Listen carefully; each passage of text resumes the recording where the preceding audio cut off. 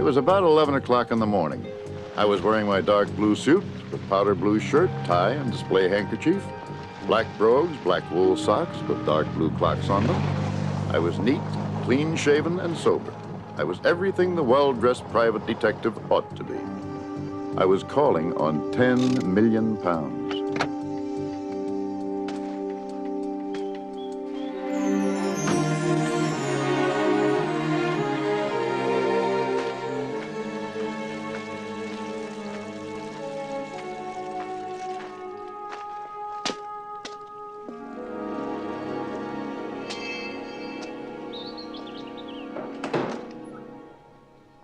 I'm Philip Marlowe.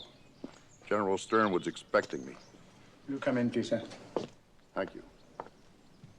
If you'd wait here, sir, I'd let the General know you're here.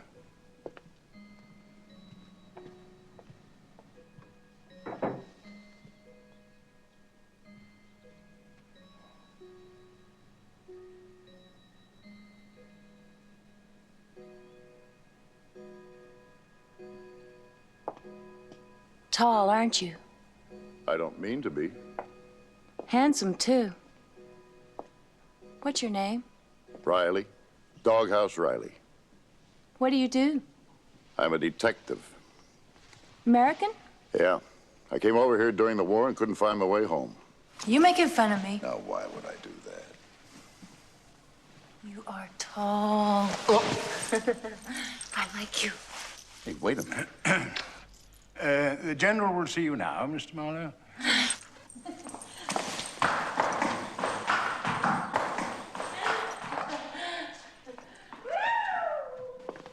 Who was that?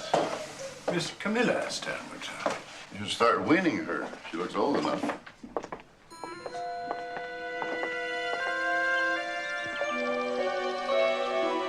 This way, sir.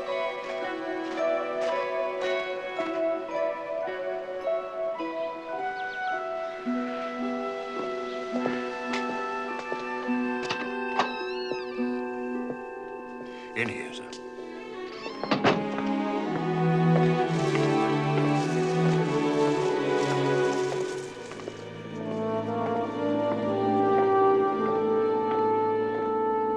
This is Mr. Marlowe, General.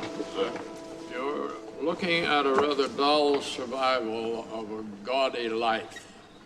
A cripple, both legs paralyzed, and just half his lower belly.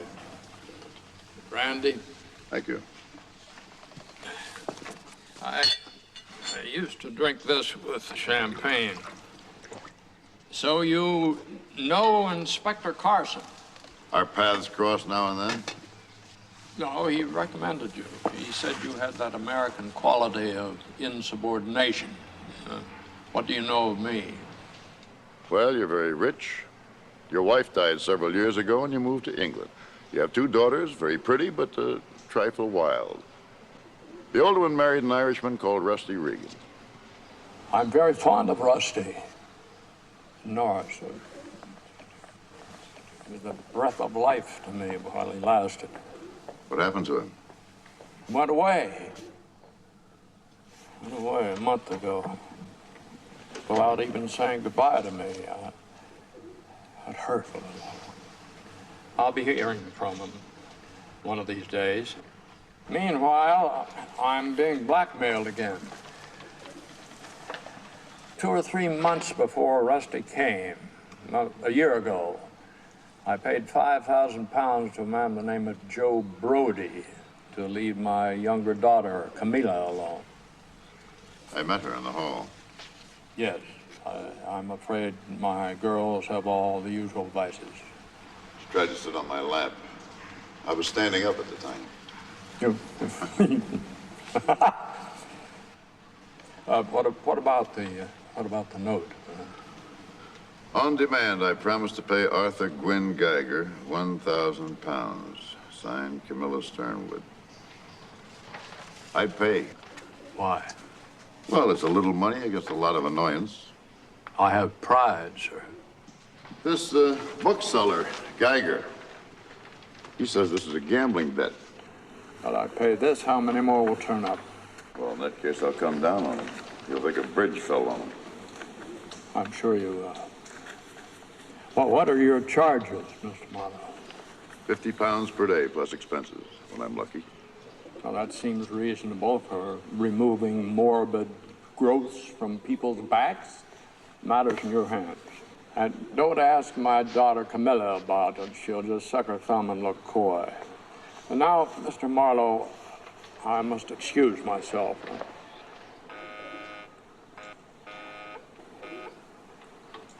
I'm tired.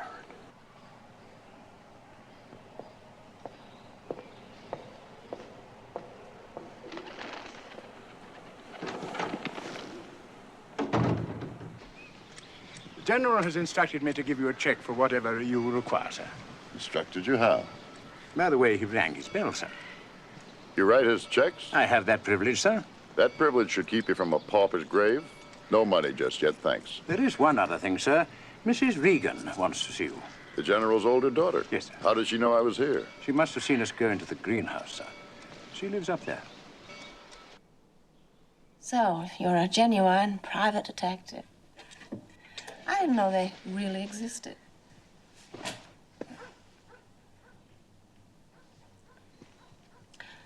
What are you staring at? What looks like trouble. Did you like Dad? I liked him. You like my husband?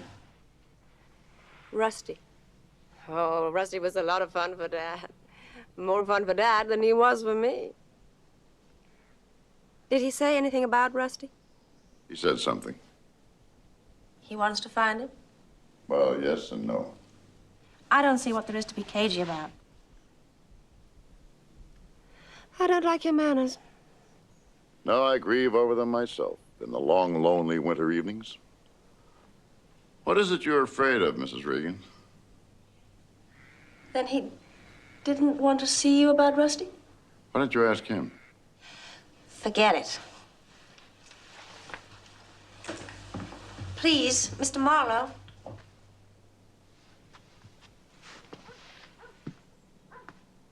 Please, could you find Rusty if Dad asked you to? When did he go? Oh, about a month ago. They found his car in a hotel garage somewhere. They? He didn't tell you that. That is not what your father wanted to see me about. Is that what you've been trying to get me to tell you? As a matter of fact, yes. Very well, then I'll be trotting along.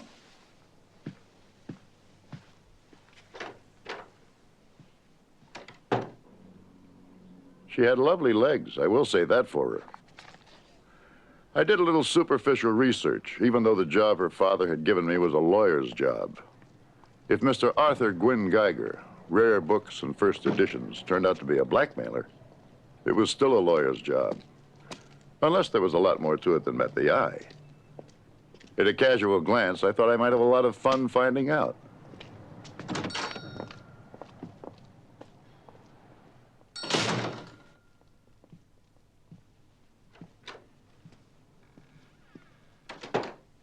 Can I help you? Do you have a Chevalier Audubon 1840, the full set? Not at the moment, no. What about a Ben-Hur 1860? The one with the erratum on page 116. I'm afraid not. You do sell books. What does this look like? A banana? Do you collect old manuscripts? No, only unpaid bills. I see. Is Mr. Geiger expected back? Oh, I'm afraid not until later. Well, then I'll just sit and wait in one of your charming chairs. It'll probably be very late. Well, that's all right. I have nothing else to do except sit here and think about my trigonometry lesson. Yes, of course.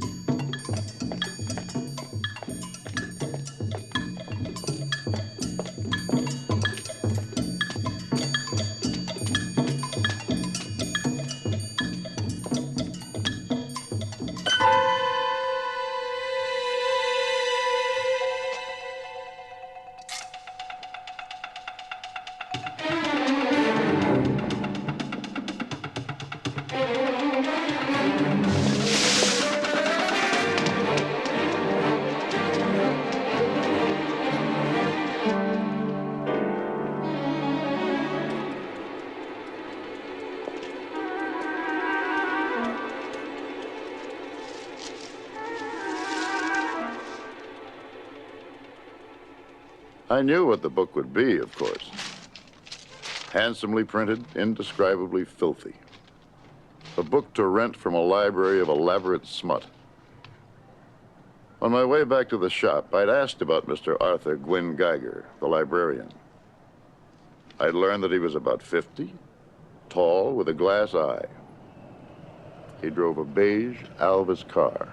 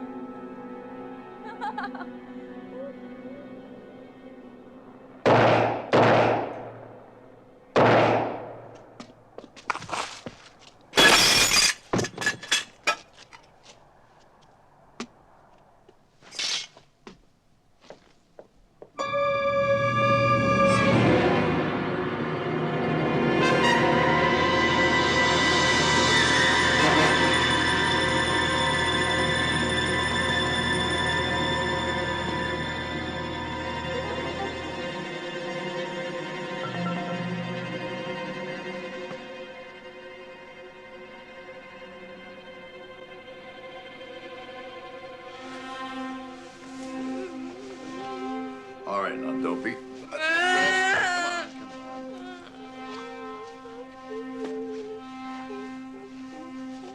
That's the girl.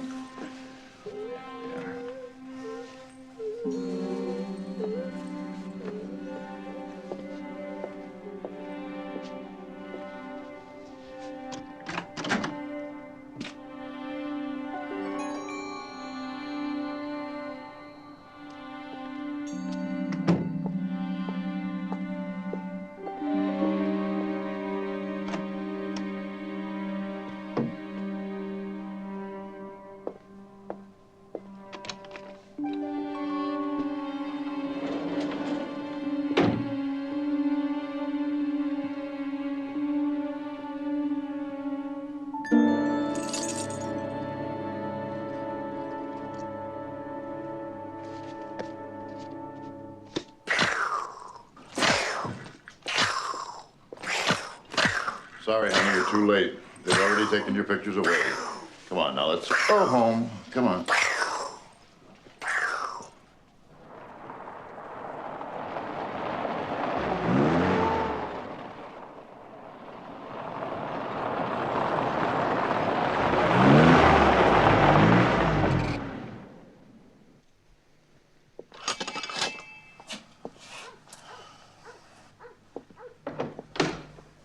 Oh, good evening, sir. Good evening. Is Mrs. Regan home? No, sir. I hope the General's asleep. The evening is his best time for sleeping, sir. Maybe you'd better get the maid. I think this requires a woman's touch. Oh, dear me, yes. I'll get Matilda. May I call you a taxi, sir? No. No, as a matter of fact, I'm not here. You're just seeing things.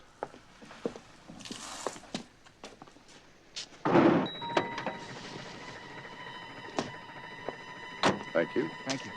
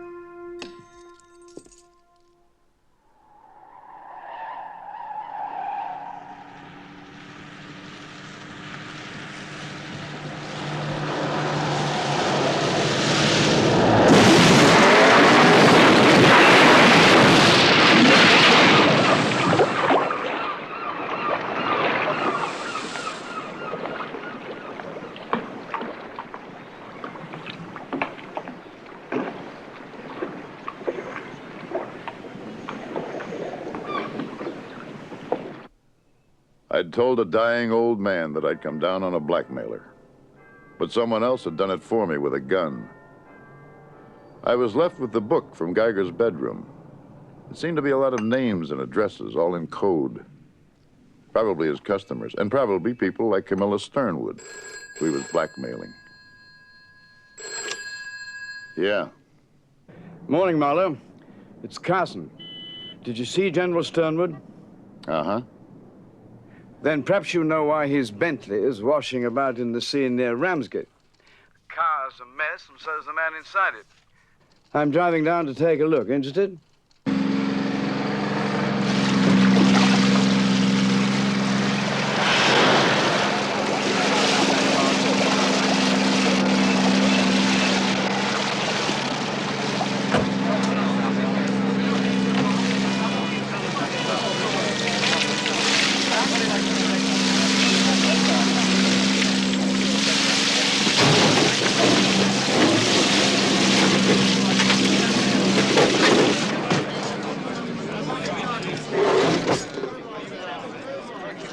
What's the story? It went through down there. It must have hit pretty hard. It was high tide at 1 last night, and no one around here saw anything.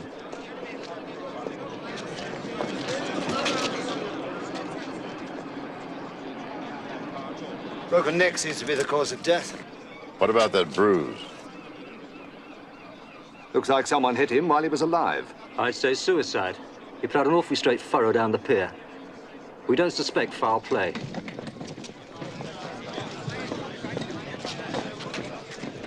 You know the man, Marlowe? The Sternwood chauffeur. I saw him polishing the car yesterday. Did your job for the General have anything to do with him? Not at all. I don't even know his name. Owen Taylor. Yes, that's his name. About 2 years ago, the General called me. Taylor had run off with that crazy daughter, the young one. I helped trace them. They were in Scotland where you can get married quickly. And? Well, next day, the older sister comes down and says that Taylor was gaga over her sister Camilla, and she put him up to the marriage thing. In the meantime, we checked. Found he'd done 6 months for robbery a few years earlier. Screwy family. I guess now you got to go against them, huh? I'll have to ask them some questions. Well, Try to leave the old man out of it if you can. Huh? Why? He's got enough trouble. And besides, he's sick. You mean he pines for his dear lost friend, Rusty Regan? Look, I know nothing about Rusty Regan. Regan hasn't harmed anybody that I know of. I'm not looking for Regan.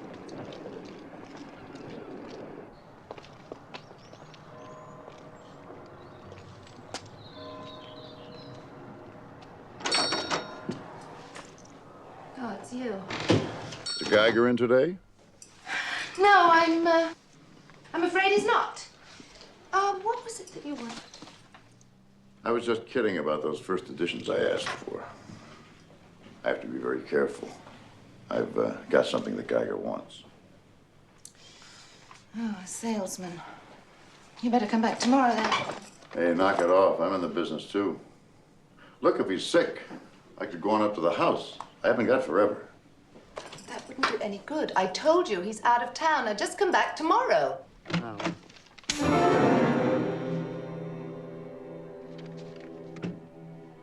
Okay. Tomorrow, then. I'd like to give you a card, but you know how it is. Yes, I know how it is.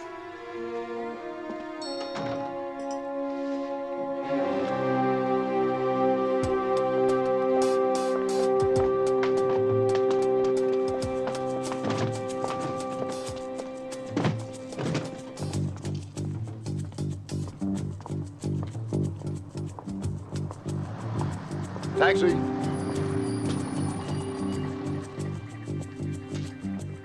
Can you follow that van? It ain't moving. Well, just suppose it does. Sure. Okay, let's go.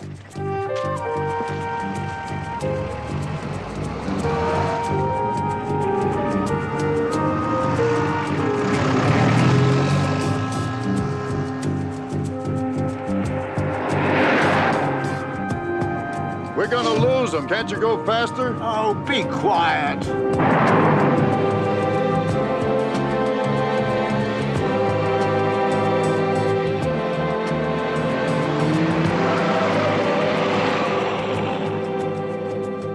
We lost them.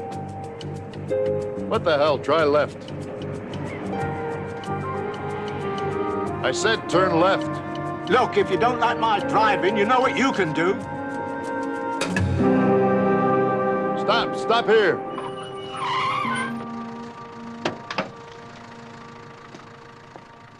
What about the fare? I gave you £5 when I got in. What about a tip, then?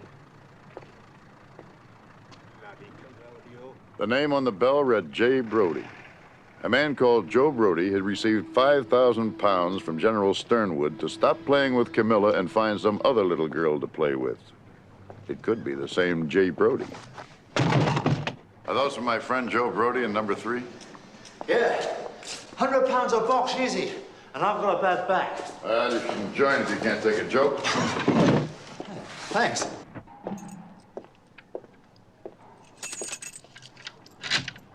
Well, you do get up.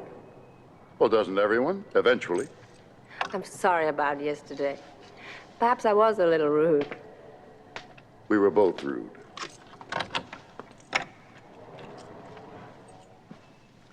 You don't put on much of a front. Well, you can't make much money in this business if you're honest. And you're honest? Painfully. How come you end up in this slimy game, then? How come you end up marrying a gun runner? Let's not argue again. I've been trying to get hold of you all morning. About Owen Taylor? You know about that? Oh, my friend Carson at the yard thought I did. Seems he knew more about it than I did. He told me that Owen at one time wanted to marry your sister. It wouldn't have been too awful if he had. After all, he was in love with her. We don't find too much of that in our circle. Is that what Dad wanted to see you about? Camilla? He still hasn't asked me to discuss it. You'd better look at those anyway.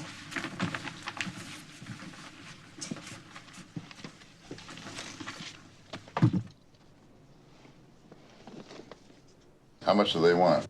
£10,000 by tonight, or else they give them to a porno magazine. The demand came how? This woman telephoned shortly after those arrived. She said there could be police involved, and if I didn't pay, I'd be visiting my sweet little sister in jail. Did you get the 10,000 cash? I could probably get it from Eddie Mars. Who? Eddie Mars. He owns the Chevelle Club. I was there last night, playing roulette. You would like roulette. All the Sternwoods love losing games, like roulette. Like marrying men that walk out on them. Like Dad, riding in steeplechases at 68 and being rolled on and crippled for life. Can you do anything? I think I can. I like you. Do you believe in miracles? I think I can get the 10,000. After all, I've been a good customer to Eddie Mars. And there is another reason why Eddie should be nice to me. Eddie's wife, Mona, is the woman my husband, Rusty, ran away with. Doesn't that interest you? I'm not looking for Rusty.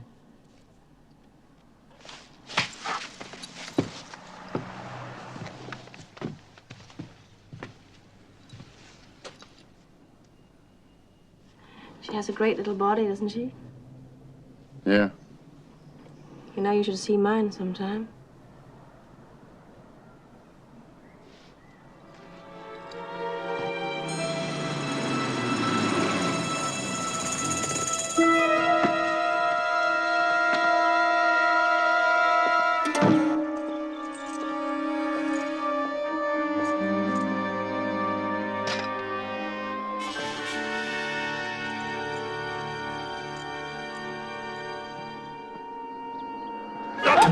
Hold it. Hello. You remember me? Doghouse Riley? Come on. Let's go inside, huh? How much do you remember about last night? I was ill last night. I was at home. The hell you were. Before I took you home, you were right there on that chair on that orange scarf. You remember all right. What do you want? I want to know who killed Geiger. Did Joe Brody do it? Joe Brody? Him? Oh, come on. Let's not be clever, for God's sake. This is the time for a little old-fashioned simplicity. Did Joe Brody kill him? Kill who? Oh, Christ. Yes, Joe did it. Why? I don't know. Have you seen much of him lately? I hate him.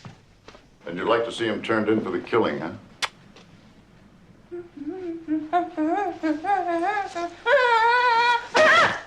You're not Riley. You're Philip Marlowe, a private detective, and my sister told me. Then you do remember. You came back here after the photos and you couldn't get in the house. Well, the photos are gone, so don't worry about it. Just forget that you were ever here. Leave it to Riley. I gotta go now. I was hoping to see Mr. Geiger. We don't know where he is. Oh, really? You are friends of his, of course. We just dropped by for a book. Books, eh?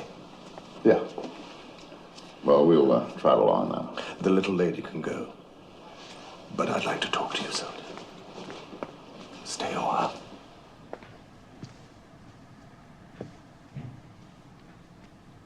Blood. Quite a lot of blood. Is that so? I'll call the police. Yeah, you do that. Who the hell are you? Philip Marlowe. I'm a private investigator. From America? Way back. How come you had a key? I own this house. Well. You're Eddie Mars, aren't you? I knew you owned the Chevelle Club, but I didn't know you went in for pornography.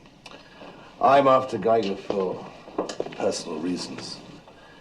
I'm not part of his rackets. Maybe you killed him to muscle in. Geiger didn't turn up at the store today. I hear somebody moved his stock out. I like to know what my tenants are doing. Funny, my landlord never bothers. Marlowe. Stop believing you're so amusing. And stay away from this house. And stay further away from me, all right? I'll just drift. Oh, by the way, how's Mrs. Mars? We have a mutual friend, she and me, an Irishman named Rusty Regan.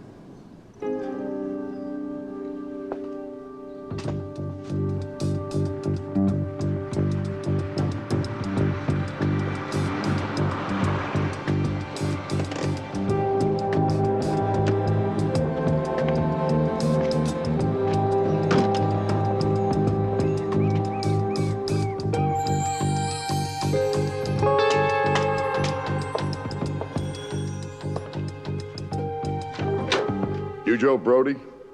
So what? You got the books, Joe. I've got Geiger's list of customers, the ones he was trying to blackmail. I think we ought to have a little talk about that. Well, I'm listening. Cigar?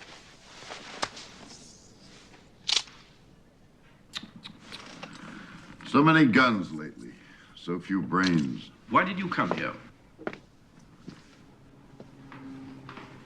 Why don't you ask your friend with the pointed shoes to come in? She must be tired of holding her breath. Come in, Agnes. I knew he was trouble. This sucker list I have, Geiger's list, is in code. Must be about 500 names on it. Those are Geiger's regular customers. I reckon it to be about £500,000 a year profit. That's worth killing a man for. He's crazy. Shut up, Agnes. I do think the blackmail's a mistake, though, Joe. If I were you, I'd just stick to the dirty books. You're a very funny fella. Who exactly has this lovely racket? You do now. No, I didn't kill Geiger. Well, I know someone who'll say you did. Oh, that little whore. She would. Great. I thought it was you who grabbed those nude photos of her. How about a little cash? I'm running low, and Agnes and me want to move on. No chance. You win.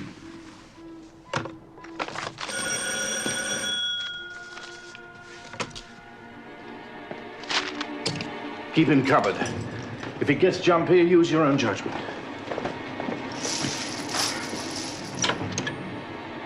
I want my pictures, Joe. I'm gonna get you, Joe. Joe, give me my pictures. Now listen, Camilla. Oh, wait a minute, Camilla.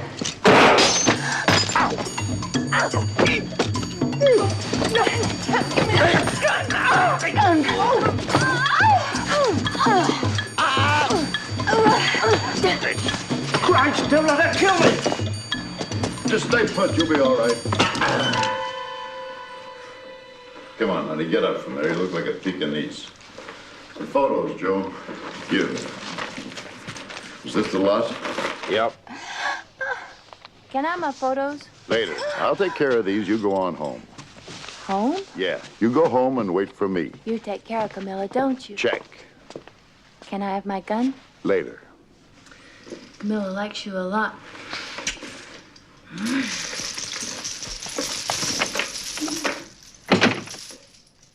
Why did you blackmail Mrs. Regan instead of the old man? I tapped the old man a few months ago. He paid me off to leave that idiotic daughter. Mind you, I'd have left her anyway. I reckoned her elder sister could raise a few thousand. Business been bad, then? I'm a bookmaker. The punters have had all the luck lately. Where'd you get these? Someone gave them to me. A half-smart girl. That's all I ever meet. You've got your photos. You obviously aren't going to police. Nobody has anything on me. Except for a couple of murders. Now, what does that mean? Where were you at 10:30 last night? I thought maybe I could persuade Geiger that he needed a partner. I wondered if he had any protection. But only women seemed to go to his house. Last night, it was Camilla Sternwood. So I drive round the back with his brown Bentley parked. I know the Bentley belongs to the Sternwoods from my memorable days as Camilla's friend, so I waited. Tell me more. I waited about 10 minutes, then I walked down to the house. I saw someone going in through the kitchen door.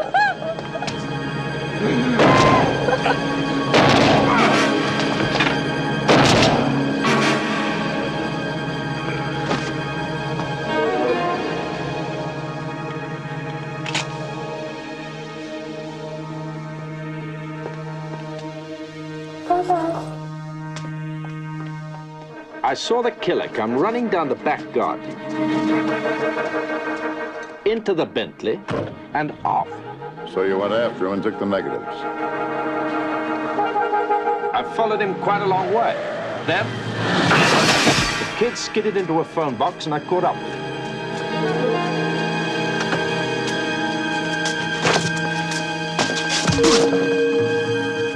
I developed the photos, and when Geiger didn't turn up at his shop, didn't answer the telephone at his house, I reckoned he'd been killed. So, with Agnes's help, I borrowed his stock. Not her again. Well, if it is, she doesn't have her gun. That should comfort you. Not much. Is that you, Brody? Yeah, wait a minute.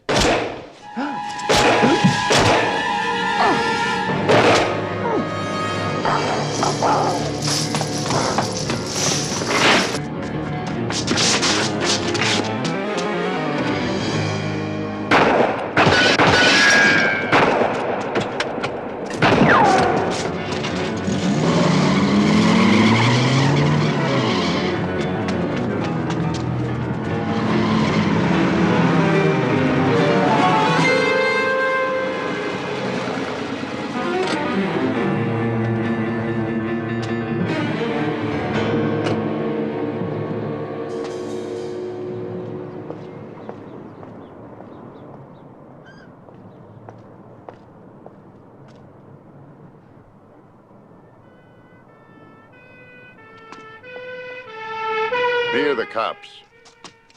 Who are you? A friend of Geiger's. Oh, leave me alone, you bastard. This is a small pistol, kid. Would you like a small hole right through the middle of your gullet? Now, look. Now, we're going to walk slowly down to my car. You're going to get in it and drive me to Uncle Geiger's house. What's your name? Carl Lundgren. Well, you shot the wrong man, kid. Joe Brody didn't kill your boyfriend. All right, you've got a key. Let's go.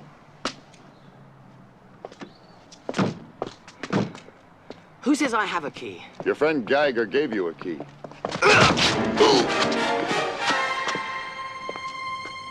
Why don't you shoot me?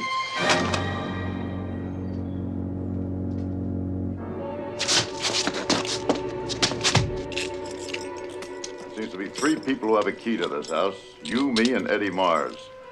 That means that you or Eddie Mars dragged Geiger's body out of here and hid it. I think you. Now, where is it?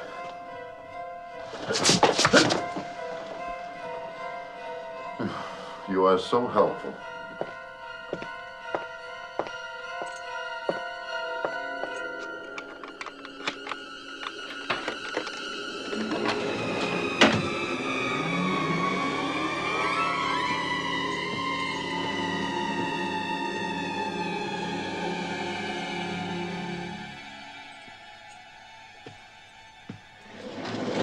Here they are, then, lined up for the judges and for us.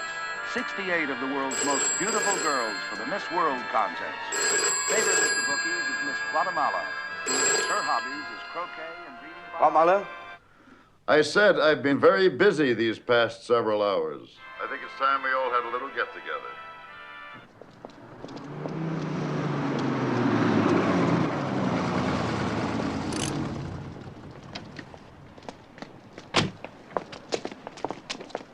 I'd call Commander Barker of C Division. All this is in his area. Always glad to help the department. Oh, Jim. Stephen, how are you? I was at a reunion dinner. What's all this about? Mr. Marlowe here. He's a private detective. Caught this man, Carl Lundgren, who shot a man called Brody dead in Randall Way a couple of hours ago. You caught him? All by myself. Willis, what have you got on the Randall Way killing? Corpse called Joe Brody with 3 bullets in it. The brunette, Agnes Lozelle. She was in the apartment when Brody was shot. Claimed she didn't see the killer. Is that all? It only happened an hour ago. Mr. Marlowe here just delivered the man he says murdered Brody. Here's his gun. Tell your story, Marlowe. You heard about the car that was fished out of the sea this morning with the corpse in it? No. The dead guy was chauffeured to a rich family named Sternwood. Last night, he shot and killed a guy named Geiger in this area. I couldn't bear to hear all this twice, Marlowe. You may as well make a statement of it at the same time. I told my story. I left out two things, not knowing why at the time. I left out Camilla's visit to Brody's apartment and Eddie Mars's visit to Geiger's house in the afternoon. I told the rest of it just as it happened. Sign it. So it seems the chauffeur Taylor committed suicide. Yeah, that's my guess. Who hid Geiger's body, then? Lundgren, the kid I gave you, must have done it. I suppose he came back while I was taking Camilla home, dragged Geiger's body out to the garage, and then later decided he hadn't done right by his friend, so he came back and laid him out on the bed. We'll keep the books, Marlowe. These blackmail notes from General Sternwood are yours. Thank you. And let me tell you something. I'm a close friend of old man Sternwood. In my time, I've done all I can to save him grief.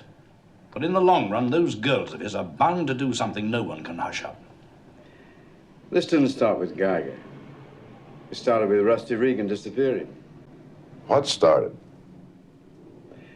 I think that's what the old man really wanted you to find out.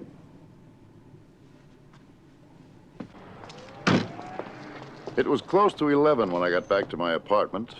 I'd concealed a murder and suppressed evidence for 24 hours, but I was still at large and nobody seemed unduly worried. As I got to the door, I heard my television was on. I wasn't in, so I guess somebody else must be.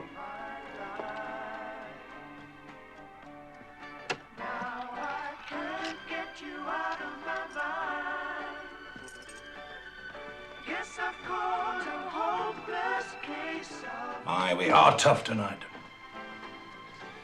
And how we do keep our friends waiting, don't we? I smell a policeman. I'm too tired to talk. I'm too tired to eat. I'm too tired to think. Oh, don't worry, there's no damage. You see, we didn't feel that it was necessary. And besides that, the lobby was becoming so fearfully boring. It's fascinating on the way out. Why don't you try it? May I tell you something, soldier? I'm nice to be nice to. But I'm not nice not to be nice to. If you listen real hard, you'll hear my teeth chatter. There were police at Geiger. Did you keep me out of it? Why should I? Did you? Yeah, I kept you out of it. I don't know why. I guess it was just complicated enough without you. Thank you, soldier. Who killed Geiger? The chauffeur. I hear you're looking for Rusty Regan. A lot of people seem to think I am, but I'm not. Well, just in case you are, I might have an idea for you. Why don't you pop round and see me at the club anytime? Maybe. You see, Marlowe, I have a funny feeling that it would be very amusing to meet you again.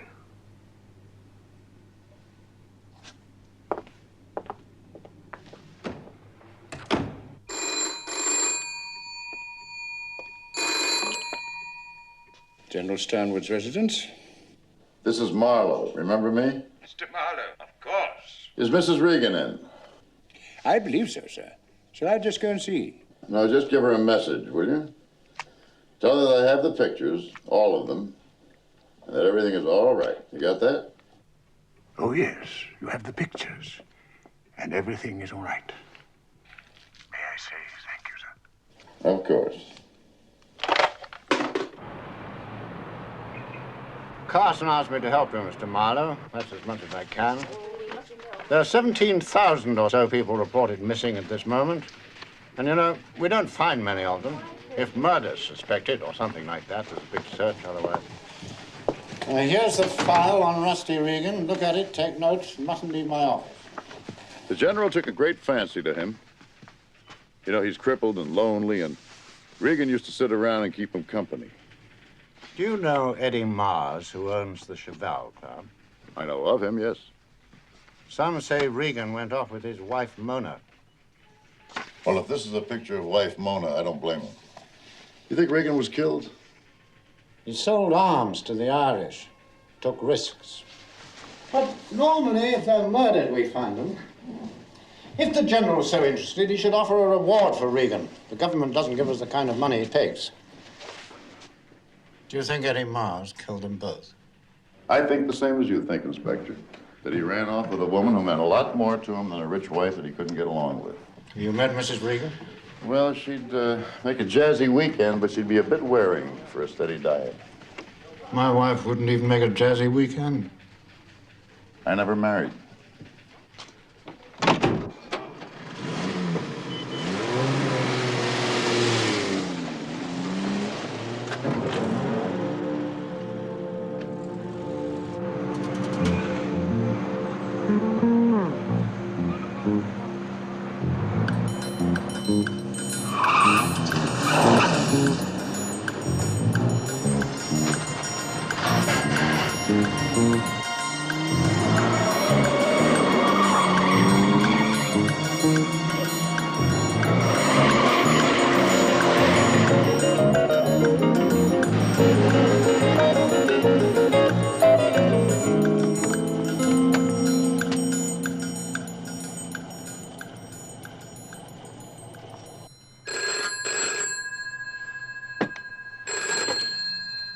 Philip Marlowe here.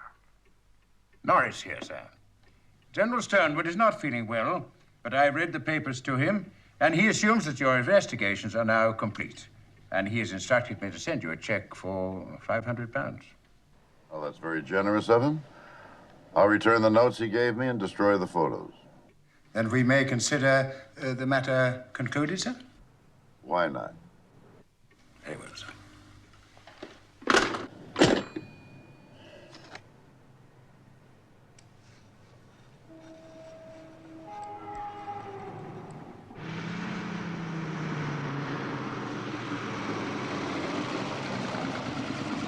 Good evening, sir.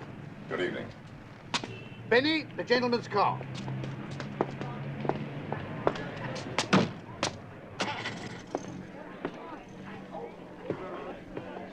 Your boss invited me, remember? Mr. Marlowe. Good evening, my lord. Evening, Mr. Mars, there's a Mr. Marlowe to see you. Let him have up to £2,000, no more. Ah, Soda. Very good to see you again. Do sit down.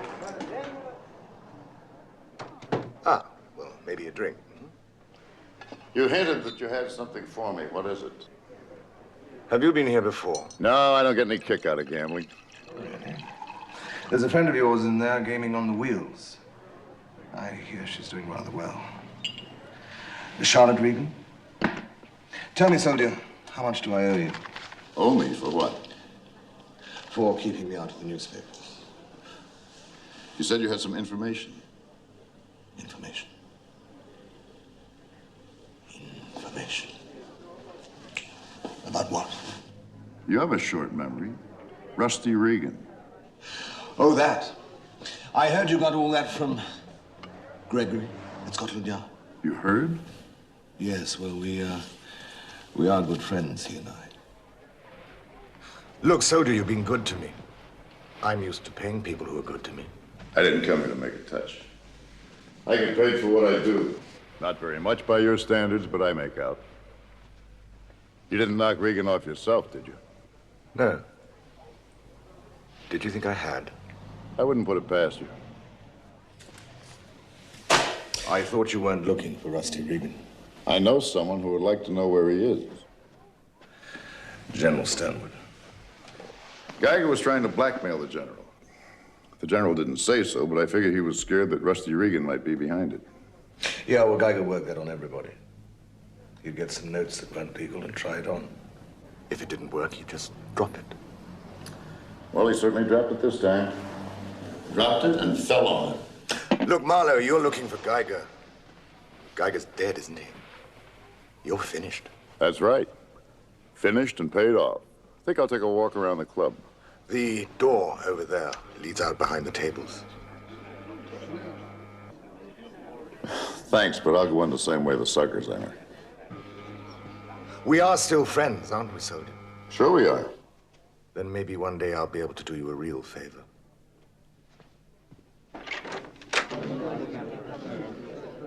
You wouldn't by any chance have somebody tailing me around in a gray Humber, would you? No. I mean, why the hell should I? I can't imagine.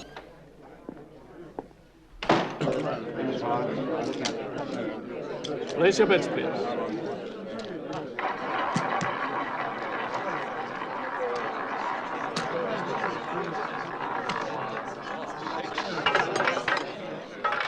$21 red, or red win.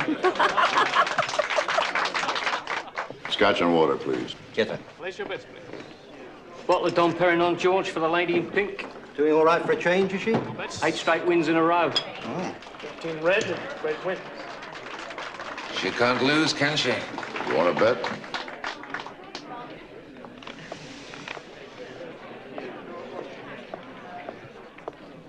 You rake it up fast enough. If somebody starts winning, you get nervous. I'm afraid the rules are a maximum of £5,000 on the even bets. So if you take off about 6,000. Come on, just spin the wheel. I'm sorry, madam, I just work for the house. Just spin it. Is anything the matter, Mrs. Regan? If you finish playing, perhaps our chauffeur can drive you home. One more play, Eddie. Everything I have on red. You're already over the limit.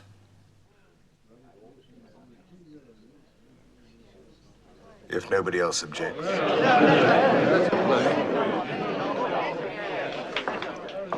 £11,000.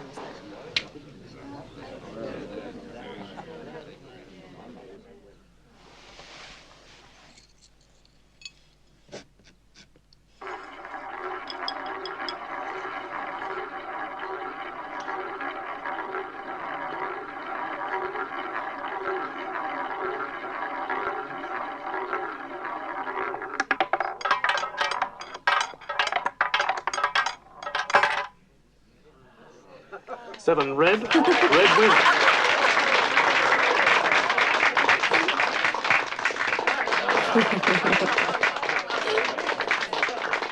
Can you get me full of 5,000? I think I've got the system. Shall I call for your car, sir? No, I think I'll get some air. The car park's just round there, down the alley, sir. Thank you. The attendant does have your key, sir. Thank you.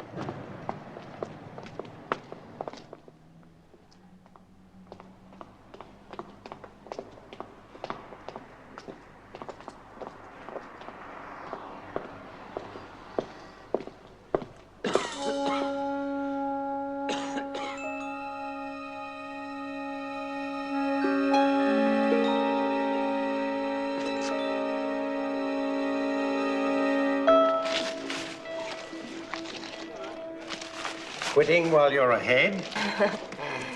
Why not? Makes a change.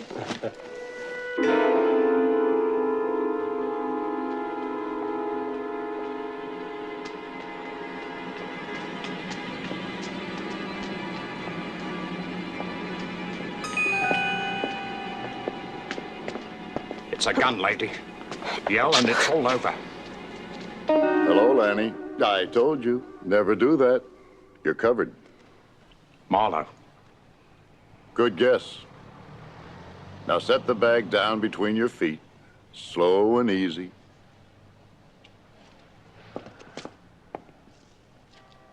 Tell me I can't get away with it. People just keep giving me guns. Town's falling to pieces. On your way, Lanny. No hard feelings, huh, Lanny? You keep it quiet, I'll keep it quiet. Okay? Nice work, Marlowe. Are you my bodyguard now? Yeah, looks like it. What are you doing here? Well, Eddie Mars wanted to see me. What about? He thought that I was looking for a man who people say had run away with his wife. Were you? No, I was not. Then what did you come for? To find out why he thought that I was looking for a man who people say had run away with his wife. And did you find out? I did not.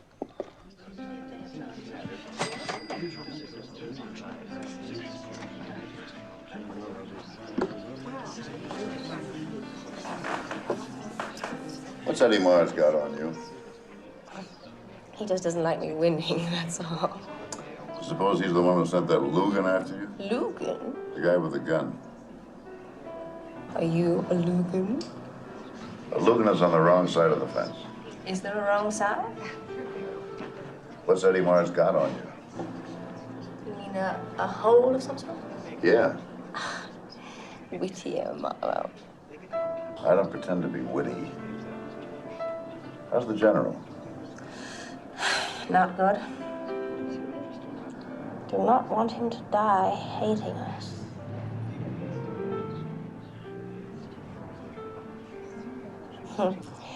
You shoot people, don't you, Mr. Marlowe? You're a killer. Me? You're one of those quiet, deadly men. No feelings. You've got enough shady friends to know different. They're all soft, Marlowe, compared to you. Killer.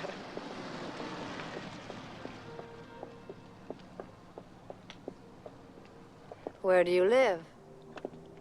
Westminster? By the cathedral? Do you care to show me? You want to see it? Yeah.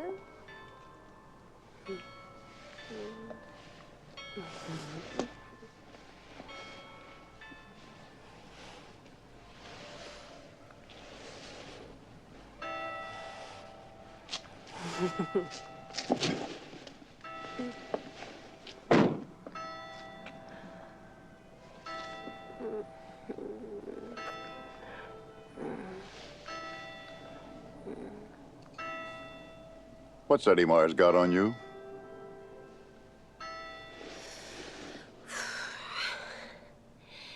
So that's the way it is. That's the way it is. You bastard.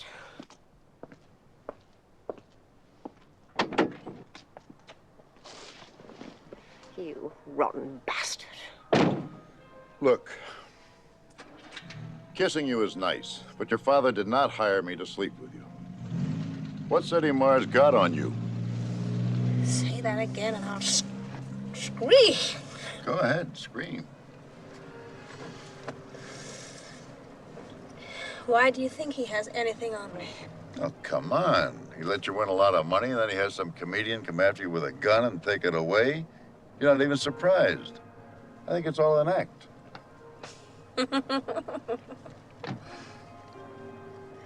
You know something? You have a wonderful way with women. So you won't be a sister to me? If I had a knife, I'd slit your throat just to see what would run out. I told you the first time I met you, I'm a detective. I work at it, lady. I don't play at it.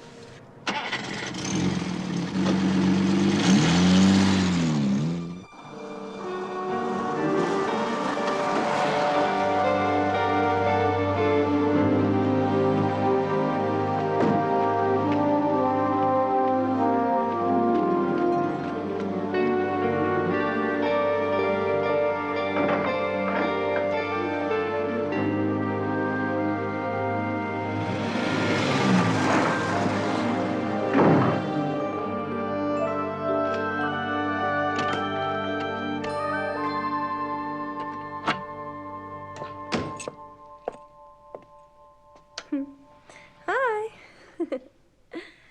I'm all undressed. You know, I had almost worked that out. In another second, I'd have said, I bet you're all undressed. You're cute. It's nice, but I've already seen it all, remember? The porter let me in. I showed him your card, the one you gave to our butler. I told him that you wanted me to meet you here. Well, now that we know how you got in, suppose you tell me how you're going to get out. Not going. I like it here. We have to keep on being friends. It's a matter of professional pride. I'm working for your father, and he sort of trusts me not to pull any stunts. I'm going in the kitchen to make a drink. You want one? Yes, please. If you're all dressed when I get back, you get the drink, okay?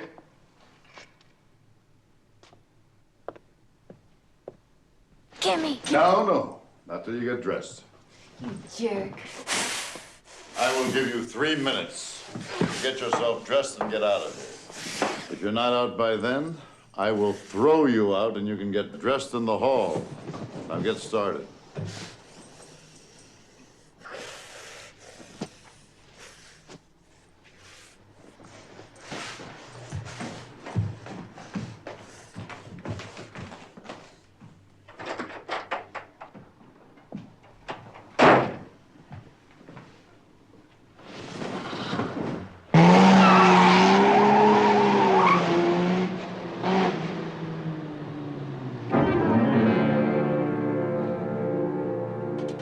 The next morning, the gray Humber was outside my apartment. A small man sat in it, alone. He might be a cop with time to waste, or a smoothie in the detective business trying to chisel his way into my case. Or maybe he was the Bishop of Bermuda, disapproving of my nightlife. In my office, an envelope contained a brief formal note and a check for 500 pounds, signed for General Sternwood by Vincent Norris. That made it a nice day. I was wondering whether to get the car put right, buy a suit, take a holiday off, or pay off some of my creditors when the man from the gray car showed up. Come in. Maybe you know me. Sure. You've been following me around for the past couple of days, like a fella trying to pick up a girl, lacking just that last inch of nerve. Yeah. Look, I am Harry Jones. And you knew a guy called Joe Brody. How do you know that? Well, you're too short to be a cop. You don't belong to Eddie Mars, because I asked him last night. I can't think of anybody except Joe Brody's friends would have that much interest in me. Yeah, well, Agnes sent me. You've met Agnes. The only bookseller I know with enough sex appeal to stampede a businessman's lunch. You made a crack up there. The day Brody got himself killed. You said Brody must know something special about the Sternwoods, or he would never risk blackmailing them with that photo. What did he know? Well, I'm selling that. 200 pounds. Look, we've got to get out, Agnes and me. She's too big for you. One of these days she's gonna roll over and smother you. That's not nice. No, you're right. What have you got for the money? Will you pay it? If it does what? Helps you to find Rusty Regan. I'm not looking for Rusty Regan. Oh, yeah? Go ahead. Oh, I knew Rusty. I mean, not that we were that close, but well enough to say, what's going on then, Rusty, eh? And he'd answer or not, according to how he felt. They were all there that night. Eddie Mars with Charlotte Sternwood, and the reason for them being there, Mona Grant. She was a singer.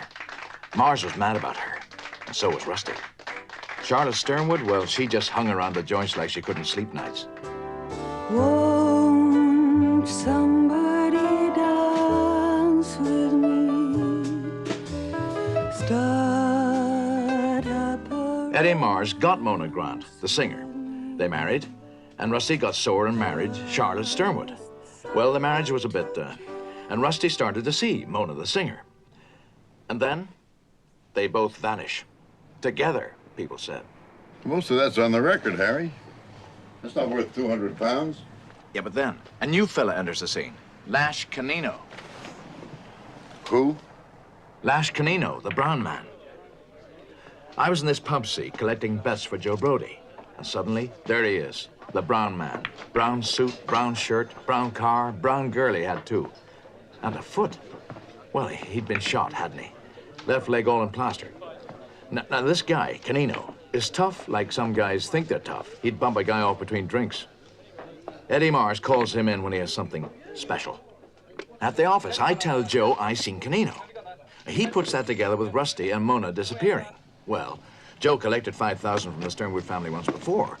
Now, he reckons he can get a line on the Lovebirds and collect twice, from Eddie Mars and the General. So he tails Canino. He follows them to the park. And there's Charlotte Sternwood sitting waving banknotes about as if she's going to feed them to the pigeons. But it's Canino who picks them up. Now, Joe figures that Canino knows something about Regan and is trying a little squeeze on the side for himself. I still don't see 200 pounds in it. If Charlotte Sternwood thought that anything had happened to Regan, Mars is just the type of person she'd go to. Yeah, but what if Eddie's wife, Mona the singer, never really ran away with Regan at all? What if she's been kept now, just outside London, in a hideaway? So the law think that she and Regan went off safely together, when all the time she's being held on her own, out there. That's an address I'll pay for. Yeah, well, Agnes found her. She'll tell you where. You tell me. I've already met Agnes. No, I promised her. I mean, she'll tell you when she's holding the cash. You know Burlington House? Yeah. Small, sick businesses go there to die. Well, Brody's office is on the ground floor. 8 o'clock? Right. Bring the cash.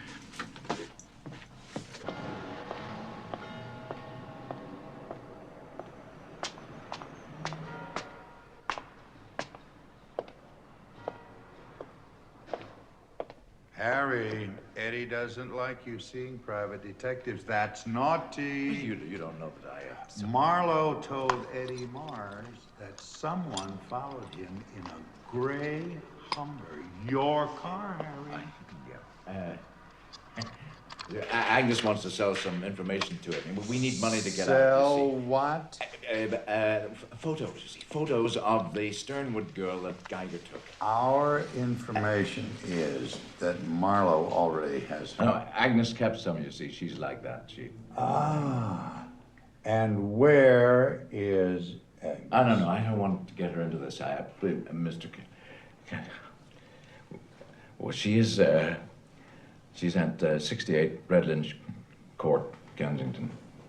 You and I will go and visit her. And don't you be fooling me. Oh, no, that is the truth.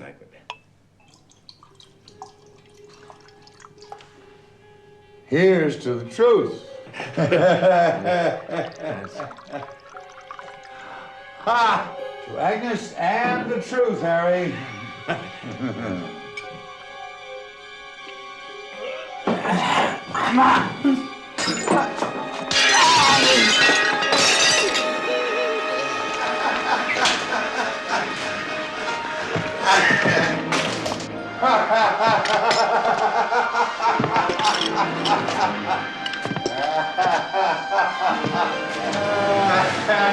Well, now, you've got a word of lovers. Oh, Lordy, how they can love for to be true to each other.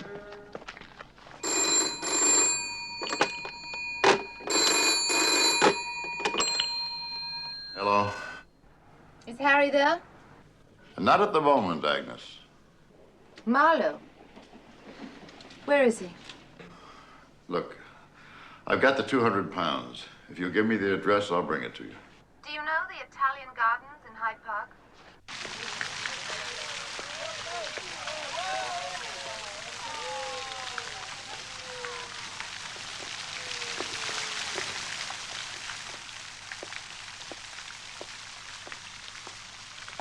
Give me the money.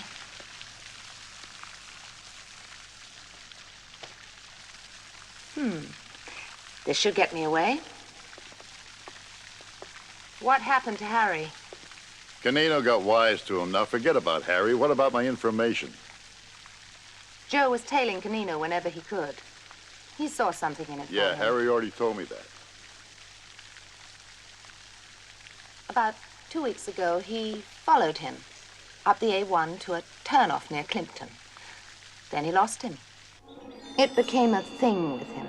Saturday and Sunday, he dragged me around the area, hoping to pick up Canino in that brown car. A couple of weekends ago, we saw them. We passed them by a pesticide plant, and the girl driving was Eddie Marr's wife, Mona. She was wearing a blonde wig. Canino, the watchdog, was taking her out for air. Joe tailed them from in front, and just beyond a place called Hunt's Garage, the car swung off left up a track. Joe sneaked up there that evening and took a look. There was a radio going, and Canino's car was outside. Nothing else happened, so I came back. And that's it, huh? Wish me luck. I got a raw deal. Like hell you did.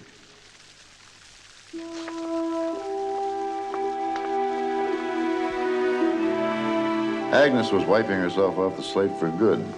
3 men dead, Geiger, Brody, and Harry Jones, and she went walking off between the waters with my 200 in her bag and not a mark on her. The case had been about a little blackmail, but all along it had been about Rusty Regan. Everyone I'd met was more interested in him than in anything else. Rusty Regan had run off with Eddie Mars's wife, Mona, but he hadn't. I was turning over in my head the scattered pieces of information that swirled like light snow in a heavy wind when fate stage managed the whole thing.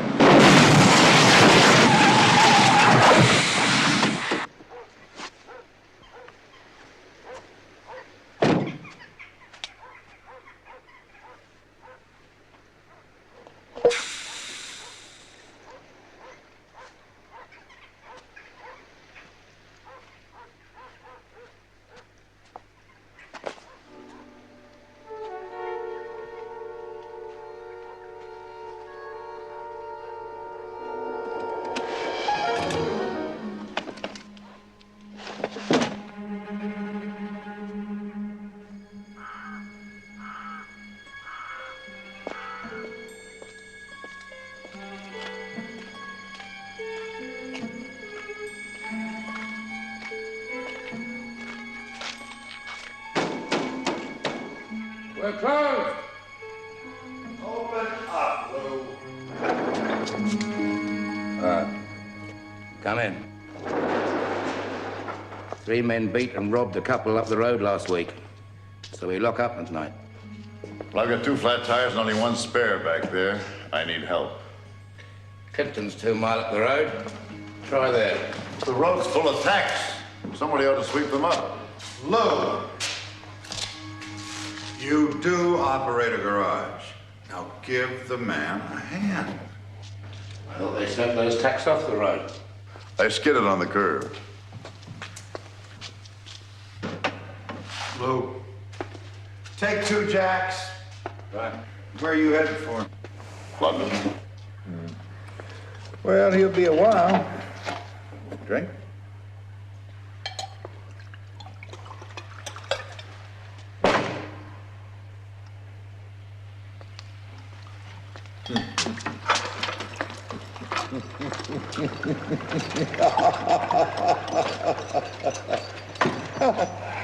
This is not the road to London. I must have taken a wrong turn. Yeah.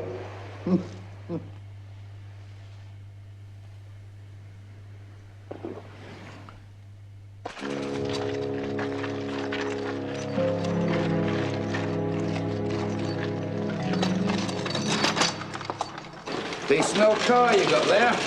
You'll get money for that today. You want to sell it? Lou, just fix the flats. I am fixing them. Good night.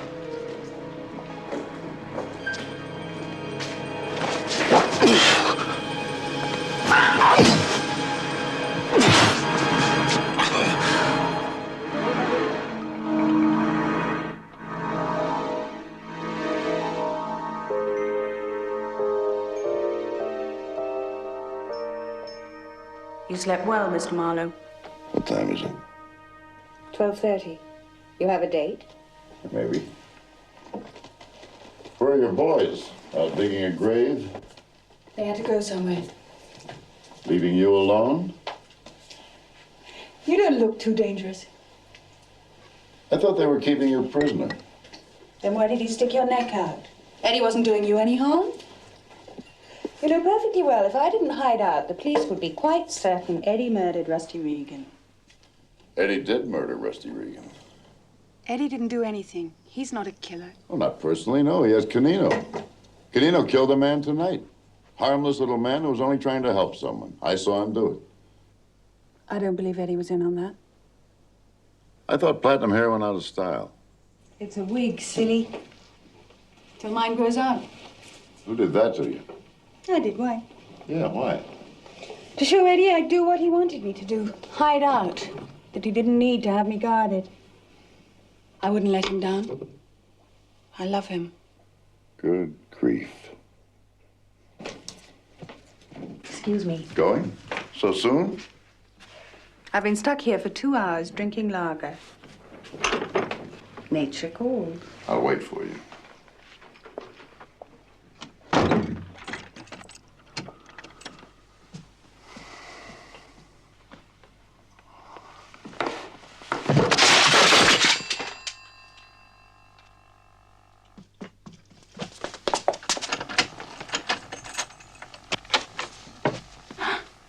I got lonely. I needed to talk to someone. In about 10 minutes, I'd say, this place is going to look like a police convention.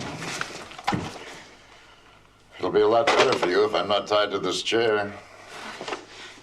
Lady, you need me. You're involved in a murder, maybe 2. But I didn't know anything about those. It's not the way I'll tell it. I can't do anything about the handcuffs. Canino's got the key to those.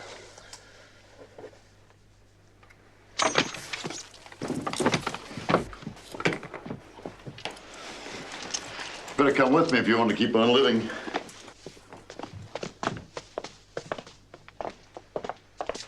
I'm not afraid of Canino. I'm still the boss's wife. Eddie and I didn't do anything. Eddie's a handful of mush. Canino could take him with a teaspoon.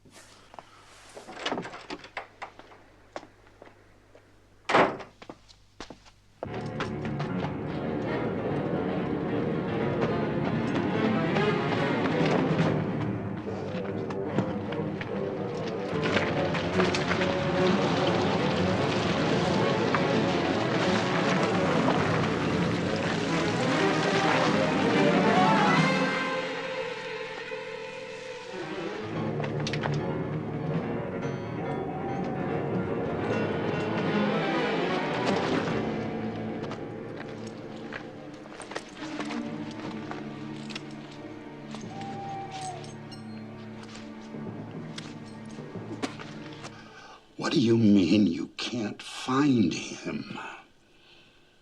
No! No message. I want to tell Eddie personally just how stupid you really are. Now, you get your things together. We're leaving.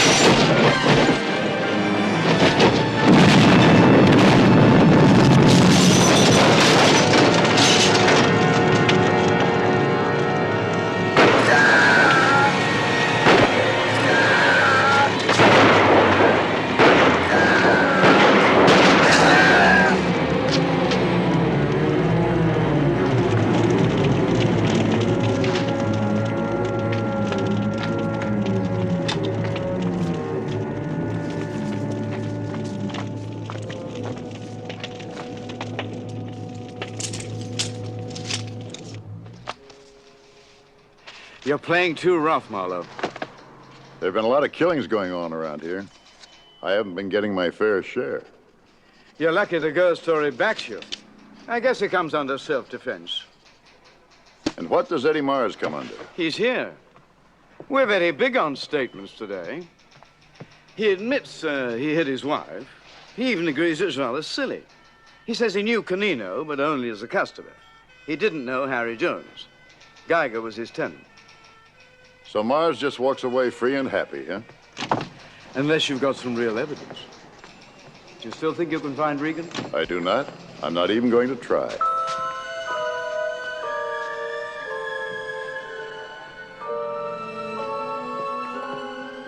In real life, the good guy never gets the girl. Yeah, that's the way it is.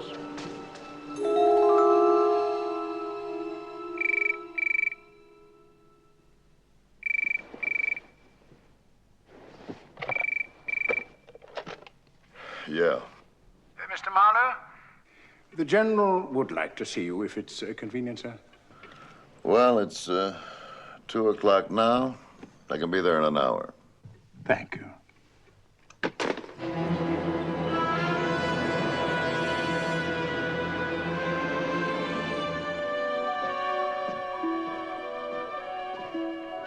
This way, sir. In here, sir. Mr. Marlowe is here to see you, General. Sit down, Mr. Marlowe. I didn't ask you to hunt for my son-in-law, Rusty Regan. You wanted me to, though.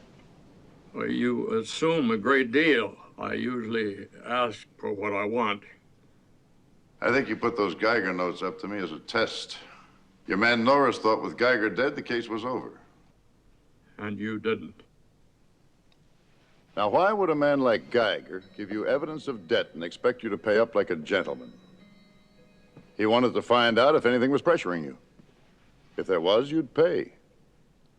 There was something pressuring you. You were afraid that Regan was not what he appeared to be. That he just stayed around to try to find ways to play games with your bank account. I don't care about the money, and I have no illusions about my daughter. But Rusty, are you still trying to find him? No, sir. I've been warned off. The cops think I play too rough. I'll give you 10,000 pounds to find Rusty. I don't even have to know where he is. A man has a right to live his own life. I just want to know that he's all right. Do I make myself clear? Yes, General. Oh, he spent hours with me, sweating like a pig, telling me about the Irish Revolution. Just a big curly-headed Irishman from Clonmel, sad eyes, well, smile so wide. I may be vain in my judgment of a man, but he seemed pretty clean to me.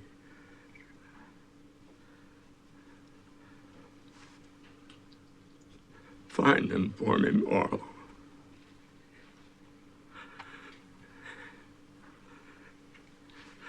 Just find him.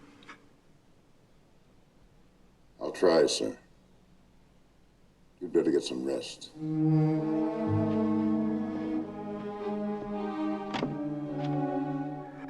I guess I'm just a sentimental old goat.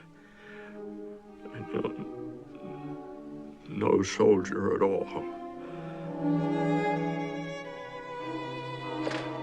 He was used up.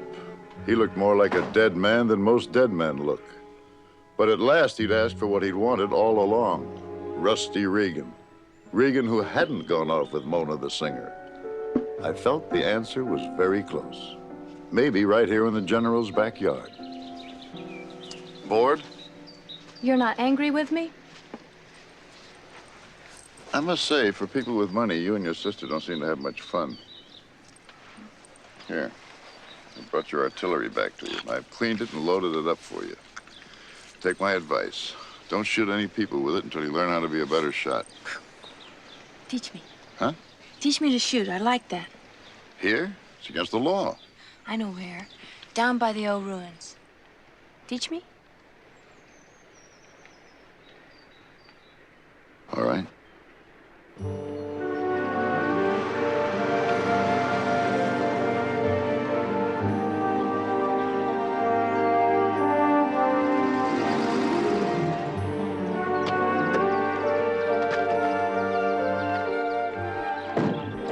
Like it? What is it? 2,000-year-old Roman ruins? Hey, watch that thing. It's loaded. I'll set this can up over there on the wall.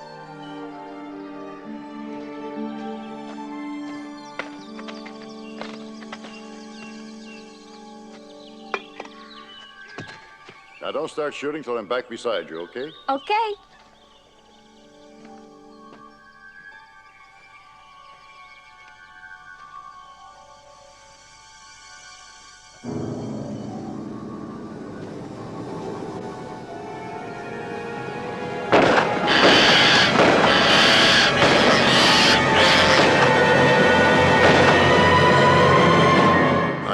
Cute.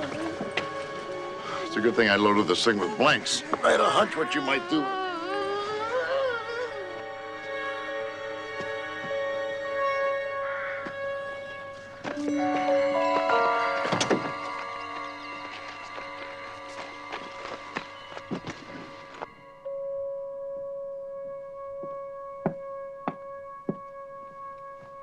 You don't care about any of us, do you, Marlowe?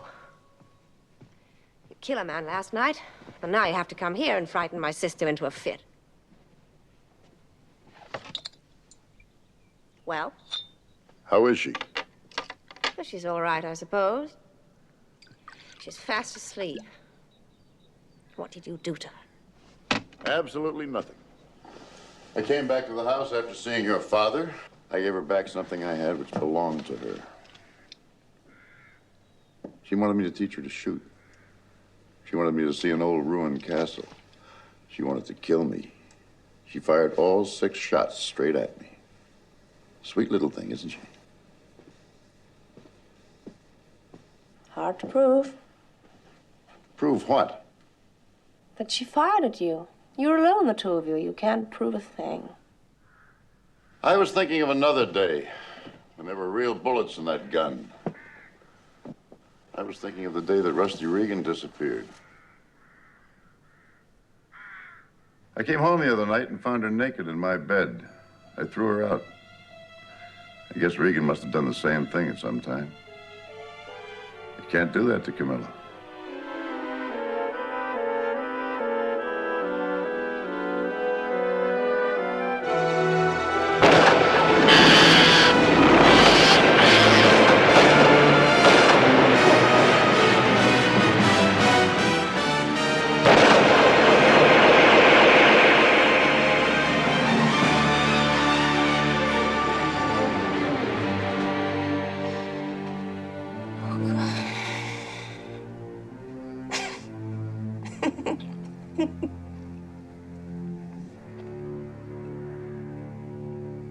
Suppose you want money, too? How much money? 10,000 pounds? Is that what you paid Canino for getting rid of the body after you'd found out what she'd done and gone to Eddie Mars for help? But of course, that's small change compared to what Eddie expects to collect one of these days, isn't it? Eddie Mars used Geiger to blackmail your father. It was, as they say in law, a test case. Your father sent for me, which showed he didn't scare easily. Eddie had to know that. He had something on you and Camilla, and he wanted to know if he also had it on your father. If he had, he could collect a lot of money in a hurry. If he hadn't, he'd have to wait until you inherited your share of the 10 million.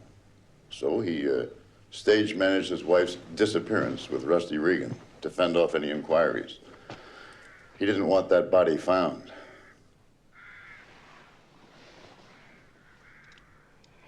It's in the lake by the ruin. If my father finds out about all this, he'll... It's not his dying, you understand. But what will he be thinking about while he's dying? I'll give you 3 days. Put her in private care.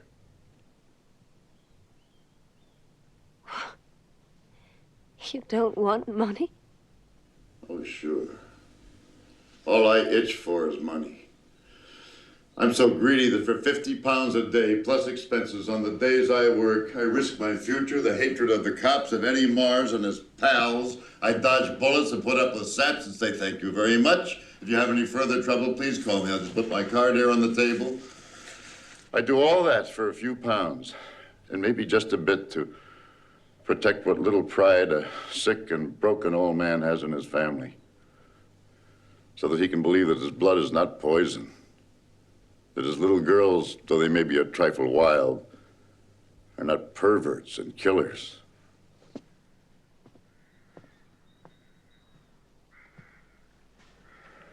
Take her someplace where they'll keep her away from guns and knives and junk. Hell, she might even get herself cured, you know?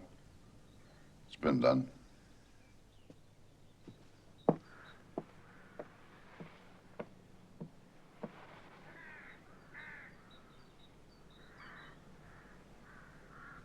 What did it matter where you lay once you were dead? In a stagnant lake or in a marble tower on top of a hill? You were dead. You were sleeping the big sleep. You were not bothered by things like that.